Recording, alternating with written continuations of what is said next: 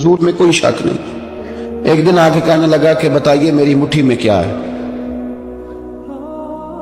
تو نبی پاک صلی اللہ تعالی علیہ وسلم نے فرمایا اگر میں نے بتا دیا، کہنے لگا اگر آپ نے بتا دیا تو میں کلمہ پڑھ لوں گا۔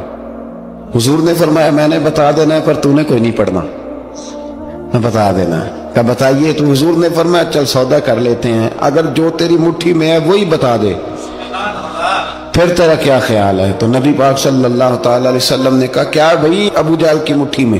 تو اس کی مٹھی میں کنکر تھے، کنکروں نے کلمہ پڑھنا شروع کر دیا۔ جب کنکروں نے کلمہ پڑھا، پتھر تھے وہ، انہوں نے کلمہ پڑھا، ابو جہل نے وہ کنکر زمین پہ پھینکے کہنے لگا اوہو تیرا جادو تو پتھروں پہاڑوں پہ بھی چلتا ہے۔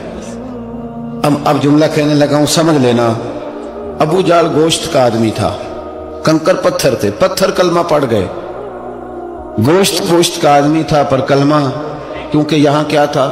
شک، اس نے آگے نہیں بڑھنے دیا۔ گوشت کا شخص ہو کے پتھروں سے آگے نکل گیا، نبی پاک صلی اللہ علیہ وسلم کی خدمت میں آیا۔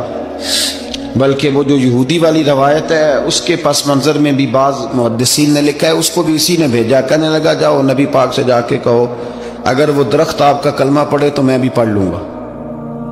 درخت، اب درخت ہوتے تو جاندار ہیں پر کلمے تو کوئی نہیں نہ پڑھتے۔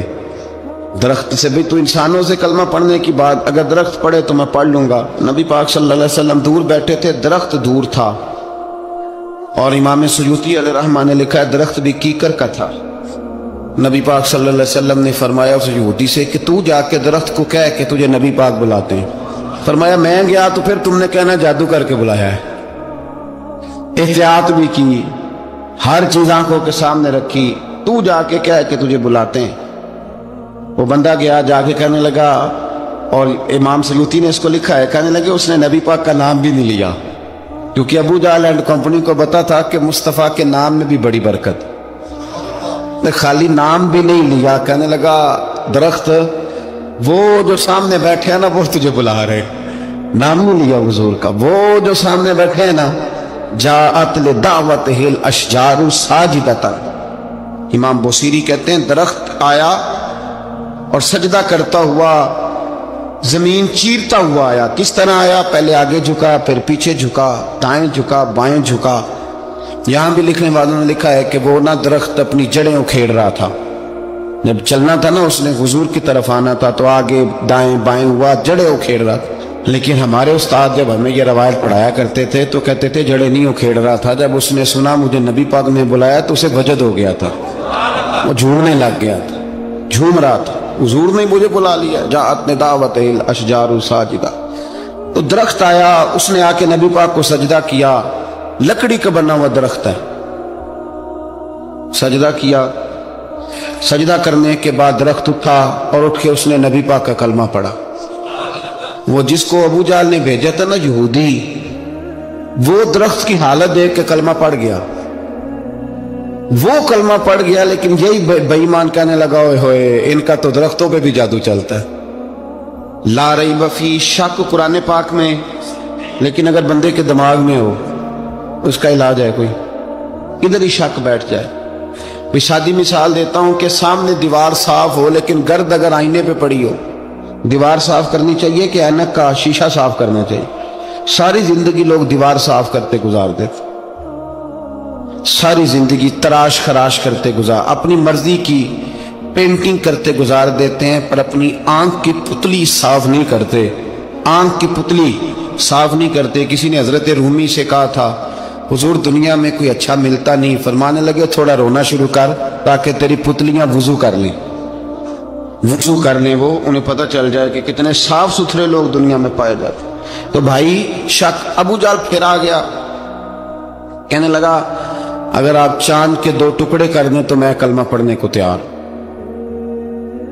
اچھا یہاں بھی بڑی مزے کی بات ہے، اللہ نے پہلے کہہ دیا نبی پاک کو کہ ان الذین کفروا سواء علیہم انذرتہم ام لم تنذرہم لا یؤمنون۔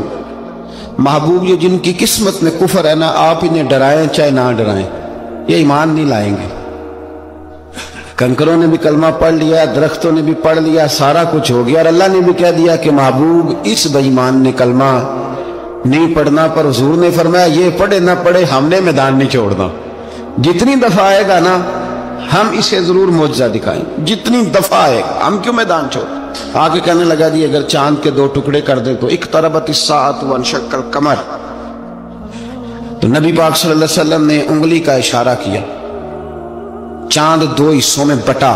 کوہ صفا ایک پہاڑی تھی مکے میں، آدھا ٹکڑا پہاڑی کی اس جانب ہوا، آدھا اس جانب، یعنی وضاحت کی اللہ کریم نے کہ ایسے نہ ہو کہ یہ کہہ دی وہ تو ایسے بالکل شک ہوا تو مل گیا، پتہ نہیں میری آنکھوں پہ جادو ہو گیا، ملا ہے کہ نہیں ملا۔ جب ٹوٹا تو حدیث پاک میں آتا ہے کہ آدھا چاند کوہ صفا کے ادھر گیا اور آدھا تو پہاڑی تھی، چاند نیچے آیا، پہاڑی کے گرد گھوما، آگے جا کے ملا، یعنی وقفہ دیا گیا باقاعدہ دیکھنے کا، سمجھنے۔